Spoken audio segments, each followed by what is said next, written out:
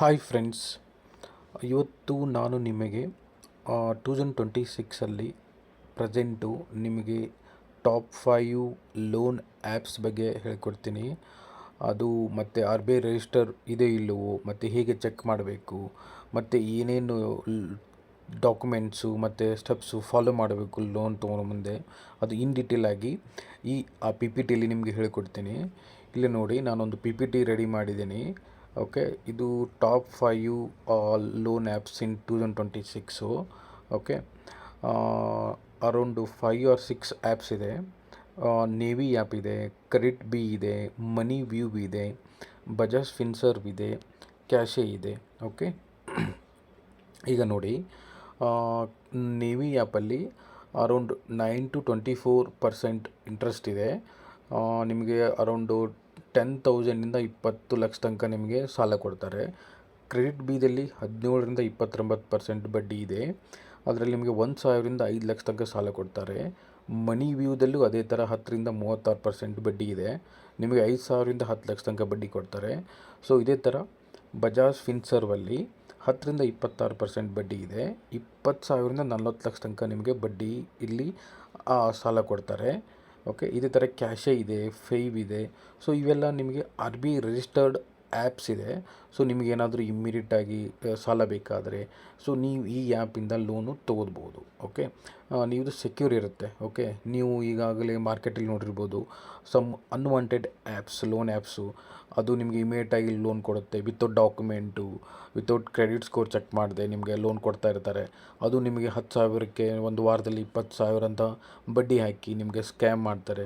ಮತ್ತು ನಿಮಗೆ contact details, ನಿಮ್ಮದು ಗ್ಯಾಲರಿ ಎಲ್ಲ ಅವ್ರ ಕಡೆ ಎಕ್ಸೆಸ್ ಇರುತ್ತೆ. ನೀವೇನಾದರೂ ಆ ಅಮೌಂಟನ್ನು ರಿಟರ್ನ್ ಮಾಡದೇ ಇದ್ದರೆ ಅದು ಸ್ಕ್ಯಾಮ್ ಆಗಿ ಮತ್ತು ಅವ್ರು ನಿಮಗೆ ಟಾರ್ಚರ್ ಕೊಡ್ತಾರೆ. ಸೊ ನೀವು ಅದೆಲ್ಲ ಆ್ಯಪಲ್ಲಿ ಹೋಗೋಕ್ಕಿಂತ ಮುಂಚೆ ನೀವು ಈ ಆ್ಯಪಲ್ಲಿ ಚೆಕ್ ಮಾಡಿ ನಿಮಗೆ ಎಲಿಜಿಬಿಲಿಟಿ ಮತ್ತು ನಿಮ್ಗೆ ಎಷ್ಟು ಅಮೌಂಟಿಗೆ ಎಷ್ಟು ಇಂಟ್ರೆಸ್ಟ್ ಬೀಳ್ತಾ ಇದೆ ಇದೆಲ್ಲ ಚೆಕ್ ಮಾಡಿ ನೀವು ಈ ಆ್ಯಪಿಂದ ಲೋನ್ ತೊಗೋಬೋದು. ಓಕೆ, ಈಗ ನೀವು ಲೋನ್ ತೊಗೊಳೋಕ್ಕಿಂತ ಮುಂಚೆ ನಿಮಗೆ ಆ ಆ್ಯಪಲ್ಲಿ ಏನೇನು ಇನ್ಫಾರ್ಮೇಷನ್ ಇರುತ್ತೆ ಎಲ್ಲ ಡೀಟೇಲಾಗಿ ಹೇಳಿದ್ದೀವಿ ನೋಡಿ.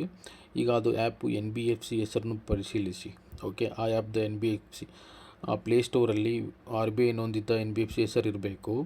ಓಕೆ, ಮತ್ತು ಆರ್ ಬಿ ಐ ವೆಬ್ಸೈಟಲ್ಲಿ ಆ NBFC ಲಿಸ್ಟು ಇರಬೇಕು. ಓಕೆ, ಈ ವೆಬ್ಸೈಟ್ RBI.org.in ಈ ವೆಬ್ಸೈಟಲ್ಲಿ ಆ ಆ್ಯಪಿನ NBFC ಡೀಟೇಲ್ಸ್ ಚೆಕ್ ಮಾಡಿ ಅದರಲ್ಲಿ ಇರಬೇಕಾಗುತ್ತೆ.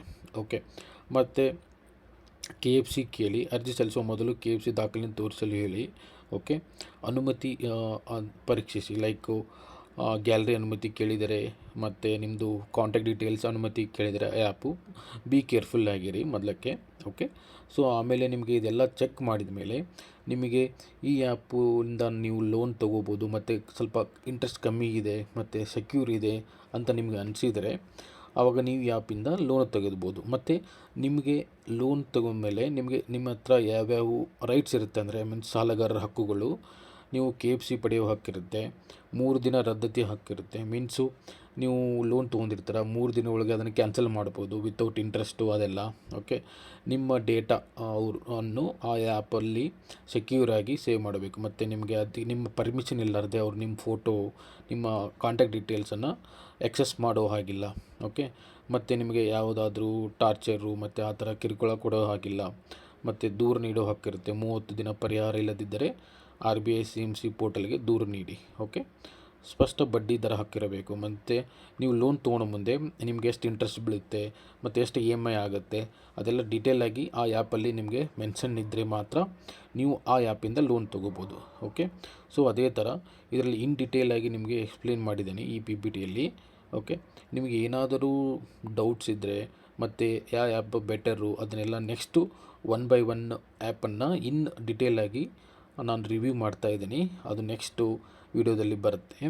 ಓಕೆ, ಈ ವಿಡಿಯೋದಲ್ಲಿ ನಿಮ್ಗೆ ಏನಾದರೂ ಡೌಟ್ಸ್ ಇದ್ದರೆ ನಿಮ್ಮ ಕಮೆಂಟ್ ಸೆಕ್ಷನ್ನಲ್ಲಿ ನೀವು ಅದನ್ನು ಕ್ವಶನ್ ಕೇಳಿ, ನಾನು ನೆಕ್ಸ್ಟ್ ವಿಡಿಯೋದಲ್ಲಿ ಅದನ್ನು ಕವರ್ ಮಾಡ್ತೀನಿ. ಓಕೆ, ಈ ವಿಡಿಯೋ ನಿಮಗೆ ಇಷ್ಟವಾಗಿದ್ದರೆ please like and share my YouTube channel. Thank you.